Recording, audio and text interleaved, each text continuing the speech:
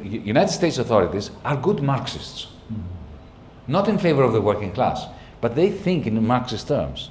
They understand that capitalism produces underconsumption, and American capitalism is constantly running the risk of not having enough aggregate demand for its products.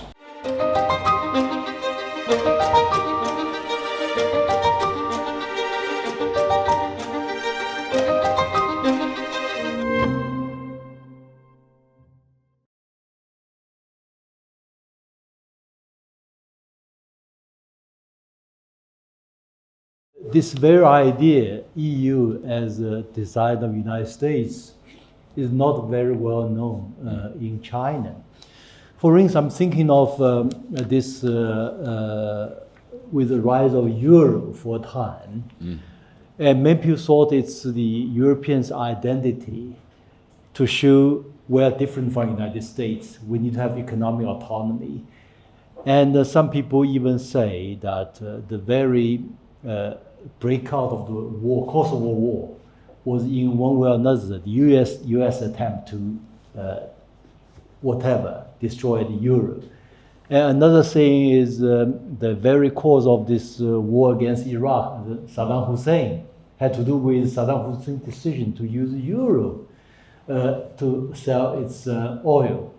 So do you think this is a fair assessment, or it's completely wrong from your point of view, as the EU's relations with the United States, more boss and vassal state, this kind of structure?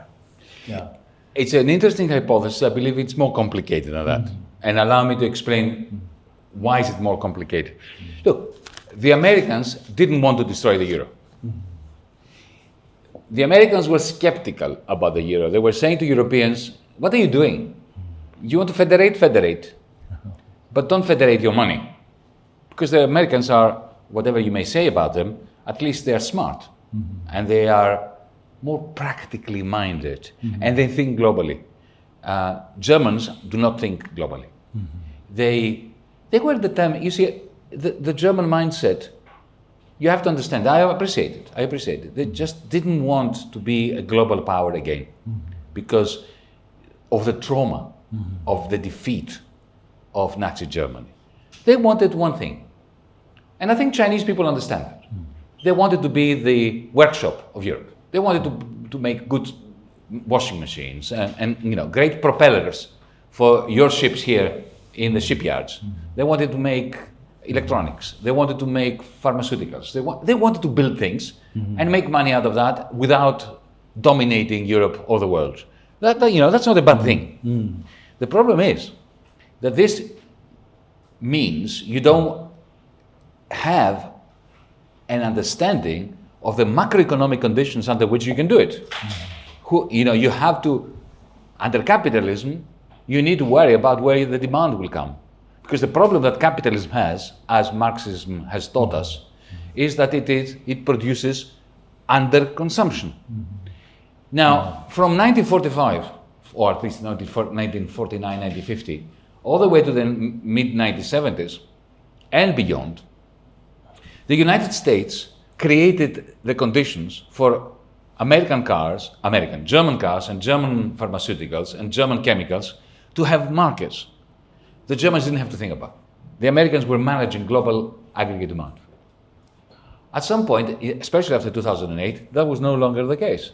And the Germans continued not to care about managing the macroeconomy. They thought that somehow, if they produce good things, good manufactured goods, they will sell magically on the basis of how desirable they are.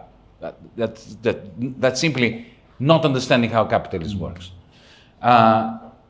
So the Americans were looking at the euro thinking, this is going to be a problem for you folks. Think about it carefully.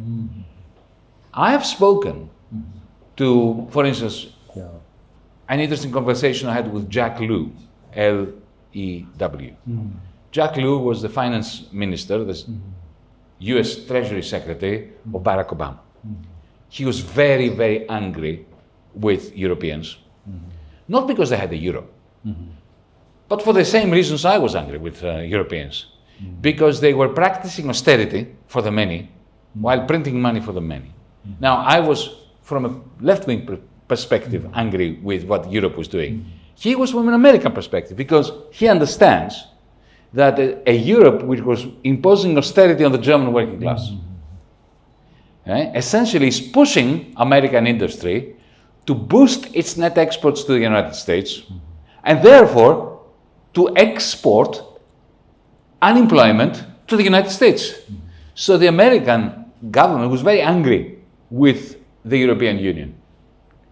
One reason for the Ukraine war, one reason for essentially turning against Europe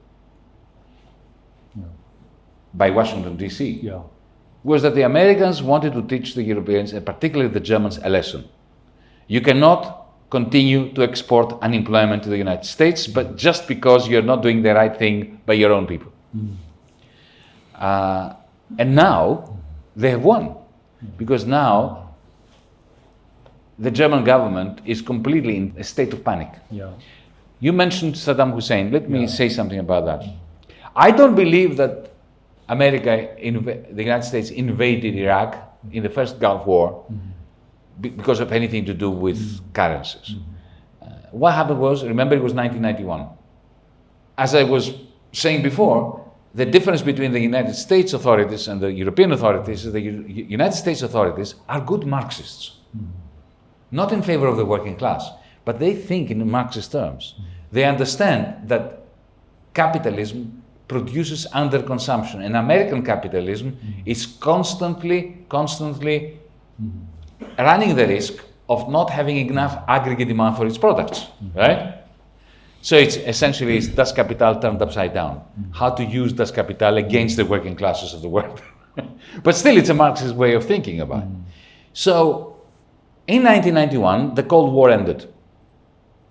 If you look at the national accounts of the United States up until 1990, 1989, 1990, the military-industrial complex of the United States, and in particular, the industry that produces ammunition, cruise missiles, Pershing missiles, were accounting for up to 8% of GDP. 8% of national income was accounted for by the production of these weapons.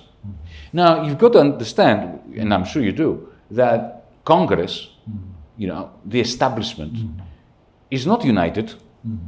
There are some senators that represent the armaments industry, the military-industrial complex. There are other senators who represent the medical establishment, the insurance companies, medical insurance companies, the pharmaceutical companies. Now, they didn't want the money to be spent on missiles. They wanted it to be spent on them. Whenever the Pentagon brought to the Senate or to the House a bill saying we need 100 billion more, 200 billion more, 1 trillion more, they were senators who were saying no because they were representing other interests. So it's not a unified thing. While the Cold War lasted, nobody dared in the Senate speak out against the Pentagon budget. But when the Soviet Union collapsed, they did. They said, hang on a second, we no longer have an enemy. Why do we need more missiles? Why do we need more ammunition? So this is my speculative theory, that in 1991, remember there was a major recession in 1991 in America. There is a very strong causal link between the reduction in expenditure on armaments with that recession. And they needed to start spending again. Now, of course, their warehouses were full of ammunition. How do you go to the Senate and say, we need more ammunition when you've got so much? You need to spend it. So they invaded Iraq. Not only did they invade Iraq, but remember, Saddam Hussein was working for the United States. He was an ally of the United States. When Saddam Hussein, in the context in the 1980s of the war between Iran and Iraq, accidentally hit an American naval vessel and killed many American soldiers, Dick Cheney, who was working for Reagan at the time, flew to Saddam Hussein to pat him on the back and say, we know it was an accident, and to hug and be friends. So people forget that Saddam Hussein, like Noriega in Panama, was a stooge of the CIA.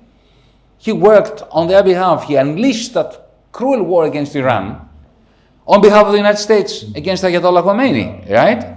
So he was their man. So they decided, okay, we sacrifice him. So they gave him a signal to take Kuwait. And why did he want to take Kuwait? Because the war that he had waged against Iran, on the orders of the United States, had been financed by Kuwait, on the orders of the United States. So the United States had said to Saddam Hussein, invade Iran, and they had said to Kuwait, give Saddam the money. Right? And when that war ended and 1 million people died, the Kuwaiti said to Saddam, give me the money back. And Saddam picked up the phone and said to Washington, what do you mean? I've done this on your behalf. All these people who have died. And the Americans said, oh no, we don't care. This is between you, bilateral problem that you have with Kuwait. So he gets really across. And he stands, Kuwait is a pipsqueak thing like that. I'll take it. And the Americans, through the American ambassador in Kuwait, signaled to Saddam on purpose, provoking him. They said, the United States will not have a problem if you take Kuwait. So he takes Kuwait, and then bang! And if this is all established fact, after the surrender of Saddam Hussein during the first Gulf War, the American Air Force was shooting Pershing and cruise missiles and all sorts of missiles into the desert to get rid of the stock so they could replenish it. At some point, Saddam Hussein gets really annoyed and says, I'm going to redenominate the Iraqi oil in euros. And that's when the Americans decided, okay, we'll take him out.